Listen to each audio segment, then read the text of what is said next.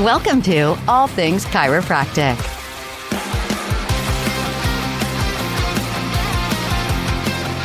Welcome to another episode of All Things Chiropractic. I'm Paul Andrews. I'm Dr. Mark Davini. And today we're going to talk about the continuing education conundrum.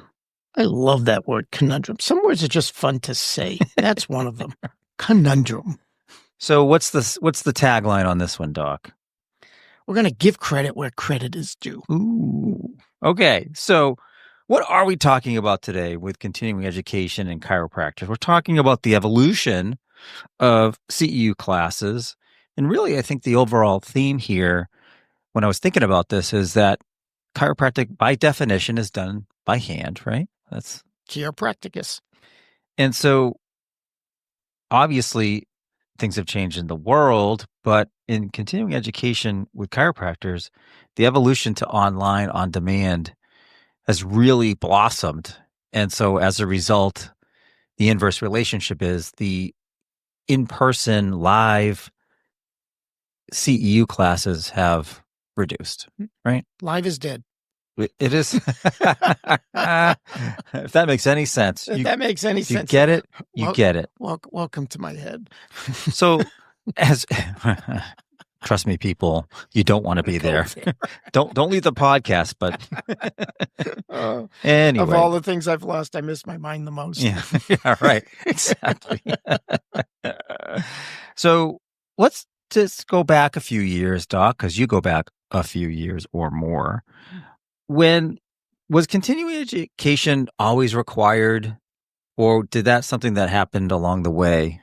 And speaking just for my own licensure in Massachusetts and other states that I'm aware of throughout the years, it's always been part of the maintaining your licenses that you had to do some level of continuing education.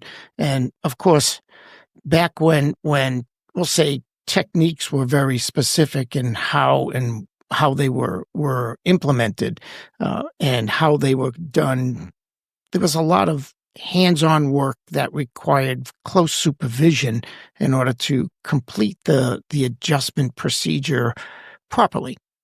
So everything was hands-on, basically, to answer the question. So when you went to continuing education courses, classes, conventions, like I remember early on in my career seeing, just exhibitor tables, but there were like chiropractic tables everywhere, and people were adjusting each other. And inside the classrooms, there was technique review and adjustment. Like, tell me if I'm wrong. I mean, I remember one of the most exciting professional days I had was the day I got my brand new high-low when I started practice. It was like, was it spring loaded? No, no, they were not. Though there were spring-loaded ones in the clinic. Yeah, no. But that's what I mean. It was an exciting day because my whole evolution was in how I did what I did and why I did it and why I chose this and why I didn't choose that. And the table was a very integral part of that, where a lot of, over the years, a lot of the techniques taught are not necessarily equipment specific. Right. You could do it on a massage table if you really had to, right? Correct. Yeah. Correct. And we had them too. It wasn't always a technique specific, a table or equipment specific technique, but we had a lot of them. And there was a lot more discussion about why you did what you did and how you did, as opposed to a more non-specific approach to the adjustments. We talked about things like shear force as opposed to rotational force. Am I adjusting a segment on a disc, or am I not adjusting a segment on a disc? Am I doing this adjustment to stimulate, vitalism in the body, or am I doing it to remove a fixation? I mean, all these discussions were important discussions, and they were the techniques you chose would have a lot to do with your own personal belief, science, art, and philosophy, or need. On what you believed was effective. And, I'm not very tall. Oh, really? Yeah. So very early on, I decided... He's in a booster seat, everybody. Yeah. Very early on, I decided that there were certain techniques that required a higher stature than I had, and that if I was to continue to do them, even though I was very good at them when I was going through my education, I was going to be the one to suffer more than the patient. Physically, you mean mostly? Physically, yeah. You didn't want to wear like platform shoes or whatever? I didn't want to. It didn't look good. Well, actually, back then they were in style. Yeah. But once they went out of style, it became more of a problem. And the patients came in, I thought you were taller. I don't understand. Yeah, my technique, never mind. Okay. Yeah. So, but yes, because of the in my mind, the lack of mechanical advantage over larger patients, I chose to move in different directions, knowing that, practice is for the long term. So to me, part of the conundrum that we're referring to is if you're trying to learn a new technique or a new modality or therapeutic procedure, and you're trying to do this online, like as a doctor, what would your experience be in attempting to, recreate that workshop, that education? Well, again, if the technique is a gross mobilization of joints, you probably can learn it virtually. But I will go back to, most techniques that are supposed to be specific, which means we used to talk about contact points and what part of my hand contacted what part of the segment. And believe it or not, they actually numbered the components of your hand so that you would say, oh yeah, number 4 was on, the lamina and things like that. And the teachers would come around and they would check your contact point. They would check your line of drive. They would check your body position. And, as a part of the practical portion of all the technique classes, someone would be walking around and moving your elbow up, moving your elbow down, tucking you in, tucking you out. Get on the other side, doc. It's left, not right. Yeah. Which every chiropractor just chuckled because they know that. Yeah, right. But that's what I mean. It was a very workshop type of environment when we took our technique classes. So to not have that, and not have somebody check me doing it, I know they know I know how. Right. But checking me and implementing it is a whole different thing in my mind. And then, like, to me, if you overlay in today's world, we've done podcasts on risk management and inappropriate touch. Wouldn't it be better to do these workshops with your colleagues so that your body awareness is understood, so that if there is a mistake, it's on someone you've known versus trying this out in real practice right away? Yeah, well, that's a great point because, think about most of the inappropriate touch cases we both have witnessed, I'll say a good number of them anyway, are inadvertent contact. It's not that it didn't happen. Right. It's that it didn't intentionally happen. And that's when we teach our risk management class, it comes out to be good communication and good procedure. And what we're talking about here is bad procedure. Right. Which, I don't know, as a massage therapist, trying to learn a massage technique on a computer screen doesn't seem like I'm going to get the most out of it. And I agree. Conceding that in today's world, virtually everything is virtual, that we have to find that happy medium to... Listen to you with the puns. I know. My God, just rolling off my tongue. We have to find that happy medium to find a way to communicate effectively things like technique. Well, and kind of, we understand, like, obviously, when we live through it as an education and compliance company, that the consumption of continuing education continues to shrink in person and more on either live webcasts, which we do, or on-demand online classes, which we do. But we also, like the Shockwave in-person CEU seminar that we did a few weeks ago. There's no way, unless you experience Shockwave in person, that you'd ever really know what that patient is going to feel or what the technique would be, and the endangerment sites and all of the tips and tricks, right? It was perfect, and I went to a treatment myself, and certainly the experience of a radio wave as opposed to a focused wave machine, night and day difference. And they both have pluses and minuses, but the whole point is you're not going to get this point across on a TV screen. The sound that the thing produces, You know what I mean? The Oh. weight of the actual instrument and the control with the pedal, like all of the things that you're watching on a screen, we never get that cellular, education and memory. But the point sometimes is with different generations, and we are both in generations beyond what we're talking about Speak here. for yourself. You are. I said, but I mentioned this in the past that I teach the X-ray training for CAs in another state, and one of my classes had students in the class that range from 23 years old. This is recent, 23 years old to 56, I think it was.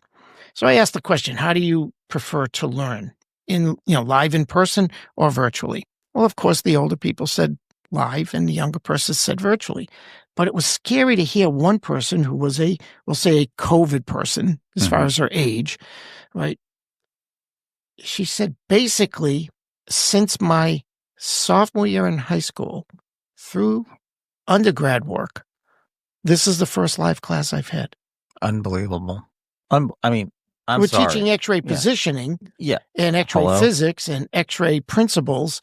But that was her first virtual class since sophomore year in high school. So that is a good segue into the other byproduct of this inverse relationship, where live is reducing and online on demand is increasing. The collateral sort of education you get when you are around people and you are socializing with your colleagues and others. Have to talk to somebody, right? To me, and I'm not that person that would like walk up to a stranger and say hello. I've trained myself over the years; it's just not natural. But if I'm in front of a computer screen from sophomore year of high school through undergrad, that 6+ years. If there's no need for it, I'm not going to get better at it. And if I come out as a chiropractor and I got to talk to a new patient I've never met before and get into their intimate space, how well am I going to do that if it's not ingrained in me as a personality? Well, both you and I are on licensing boards, and I was on this licensing board that I'm a member of for more than 2 years before I decided maybe it's time we meet. And you had to say it. And I had to say it. I had to go through the work of arranging a lunch so that we could all physically meet each other after 2 years of being on a licensing board, deciding on the fate of other people. That's interesting. I mean, to me, these residual benefits of live in person, I understand because, we both have certifications, right? So certified professional compliance officer, we have to do CEUs. The first thing I do is look for online on demand. That's the first thing I look for. I don't look for in person. Guilty. Yeah. Right. So I'm hypocritical in what I'm saying here, but I also know that compliance certification or recertification is not a hands-on, right. That's credential. Knowledge. So to me, it's different if what I'm trying to acquire is knowledge or skill. Yeah. As a massage therapist, when I'm not even required to have CEUs in my state, believe it or not. Working on it, but we're not. My national membership does compel me to do 12 a year. And one of the things, as you know, that I like because it's my own sort of battle is TMJ stuff. I couldn't imagine going to an online on-demand TMJ massage course and getting a lot out of it if I'm not getting the hands-on experience, the feeling, getting corrected, right? I mean, I can learn the anatomy and physiology of it all. Big deal. It's really about, for massage. It's perception though, because here's the conundrum. You could say that same thing to a 25-year-old massage therapist, and they would disagree with you. And they would suck at it probably, but yeah, sure. Whoa. Okay, I'm not going to go there. Listen, I'm telling you, when I first started working TMJs on people, I sucked at it. And even after going to classes. Right. So it takes time, but if I didn't have that instructor and that memory of getting that corrected and changing my approach, or if there's something, a contraindication, someone's got an appliance in their mouth. What do? I don't know. I don't remember. Did they even go over that? Like that stuff, someone else in the room might ask a question that you didn't even think of asking. and then you get an answer. That's not going to happen on a computer screen. At least not for us. Yeah. You know, I mean, I agree with you. Obviously, you know, we're in generations where our whole life was live, but whether or not they're getting a lesser education virtually or not, it's the way now. So we have to find that balance, like everything, right? I mean, we have to find balance. Homeostasis is the foundation of chiropractic, making sure that things don't function too much or too little. And it's the same thing in life. We have to find this balance now because we're not going back to live as the main way in which things are transmitted to professionals. Virtual is going to remain a huge component of our learning process, but yet there are parts of our requirement for skills that need to be done in person. So as we go around and we teach to various state organizations, we have seen the decline of in-person classes. So I think it's a matter of focusing on, if it's something that's intellectual, knowledge-based, sure, virtual. If it's something that's hands-on, then make it hands-on. You know, I believe that, you know, things are a pendulum. It'll swing back. But I think the difference here is the pendulum's going to get stopped because of AI. Because as AI develops in every single aspect of our lives and our professions and everywhere, I could legitimately see that this hands-on education happens with AI, and there's a feedback machine or dummy or even on the computer. Like there could be these aspects of AI that help to reduce the consequences of not being in person, but then the social aspect still remains a conundrum. Yeah. Doesn't it? Yeah. Interaction with people, that's something that's acquired.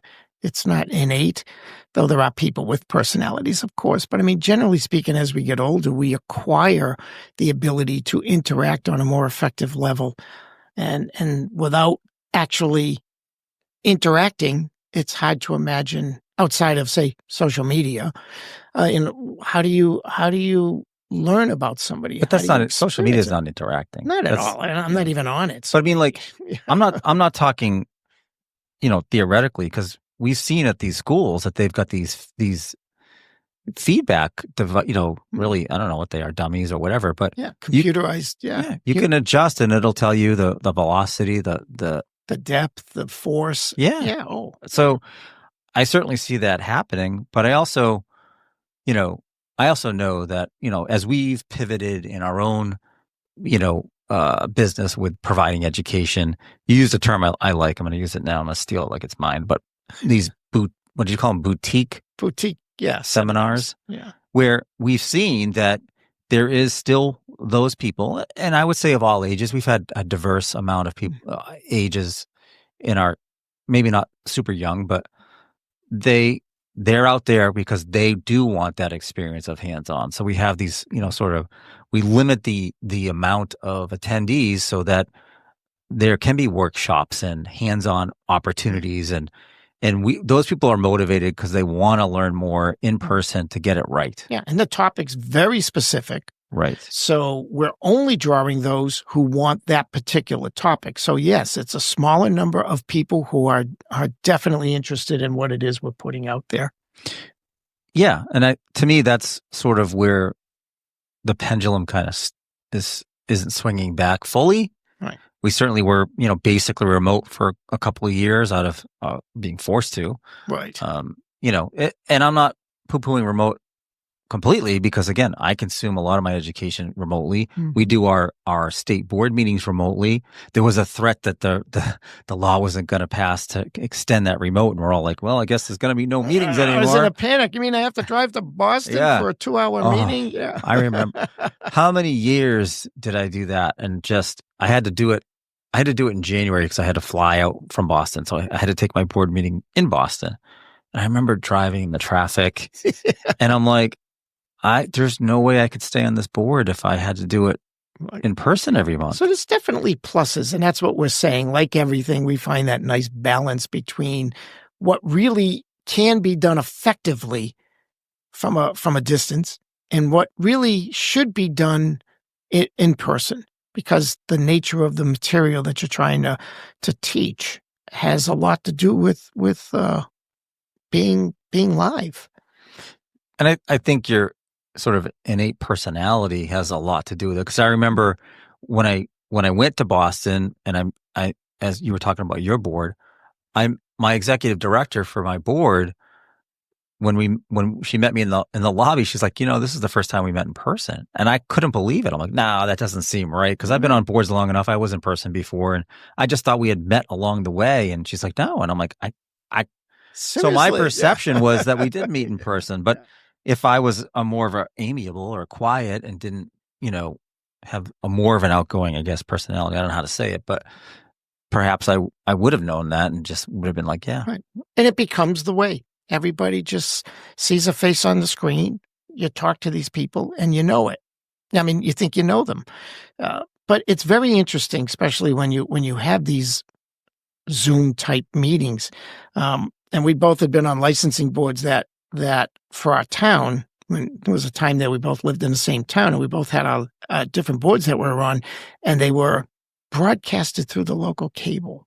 Oh, yes. Mm-hmm. Anybody could go on there, right? You could reserve your spot on local cable TV. On local cable TV. I remember that. So I remember chairing this particular board, and every now and then, not often, but every now and then, the cable system was not working, and we'd just sit in a room with a cassette recorder. Just to put cassette recorder to put it. No, government takes a while. That was government. Yeah. We had other things, Yeah. But I remember the whole ambiance of the room, the tone of the discussion, things that were said and not said, very different when you're not on. Was camera. It a little more relaxed? Way more relaxed. So here we are, like, even though we're technically live, it was virtual, and we were all behaving differently because we were on TV, as opposed to sitting in a room going, to quote the old Saturday Night Live thing, Jane, you ignorant slut. You're funny. It just popped in my head. So, we're certified through the American Academy of Professional Coders, AAPC. And I was on my local chapter Zoom meeting a couple weeks ago. And the whole meeting, I had no intention, just calm down. My business partner's going to say, don't take on any more obligations. I wasn't going to do it, but they were looking for 3 officers because the local chapter was in fear of closing, because nobody would step up and volunteer. And I'm saying to myself, at any given Zoom on these local chapters, we've seen, 30, 40, 50 people consuming education on these Zoom meetings. There was only 10 on this, what does it mean to become an officer in the local chapter? Now, discount me because I was not going to do it. I just don't have the bandwidth. That's 9 people. Discount the 2 people presenting from the AAPC. Now you're down to 7 people. 7 people were willing to I guess technically were open to the possibility. One person hadn't taken their certification yet, so they wouldn't qualify. 6 people. Of the 6 people I saw on the screen, a couple I knew that had been around a long time, they weren't going to do it. So of all of these people that have been enjoying and consuming these online education courses, generated by this local chapter, you're talking about 4 people that were open, but not committing to keeping that chapter open. Well, I'm going to remind you of that meeting that we spoke at. It was a state society outside of Massachusetts, but it was a state society meeting, and they had to vote in a new president. And the room was fairly full, and they were asking for people to volunteer to be the new president for the upcoming year, and nobody raised their hand. Let's put it this way. You weren't at risk of losing the election, were you? No. No. In fact, what happened was they said, if we don't get a nomination within the next 5 minutes, then the next motion will be to dissolve the association. So finally, someone stepped forward who was not a member of the association, which is against the bylaws to vote in a president who's not a member. So he had to first join before they would accept his nomination for president. So it's changing times. That's all we're talking about is changing It is. times. Yeah. I mean, that could be a whole nother podcast about apathy in the Yeah. profession, but Oh, you know. yeah. But anyway, Yeah. so I don't think we solved the conundrum. What we're really doing is highlighting the fact that realize there's cascading effects, both positive and negative, to how you consume your CEUs. And as a hands-on profession, we don't want to lose those skills, both the technical skills and the skills that come with being in person. Right. So if we were to give credit where credit is due, I would say, if it's knowledge-based, virtual is great. If it's something that requires a skill that needs to be nurtured and developed, best live. I agree. Maybe not everyone agrees. No. But I certainly agree. No, but that's what we're talking about here is opinions. Yeah, right. Yeah, right. And ours is right. That's the way it is. Yeah. All right. On that note, thank you again for joining us for another episode of All Things Chiropractic. I'm Paul Andrews. And Dr. Mark Davini. Thank you all. Thanks for listening to All Things Chiropractic. We'd love to hear from you. Visit allthingschiropractic.com with comments, episode ideas, or questions. Or connect with us on Facebook and Instagram at All Things Chiropractic Podcast. Be sure to join Dr. Mark Davini and Paul Andrews next time for another episode of All Things Chiropractic.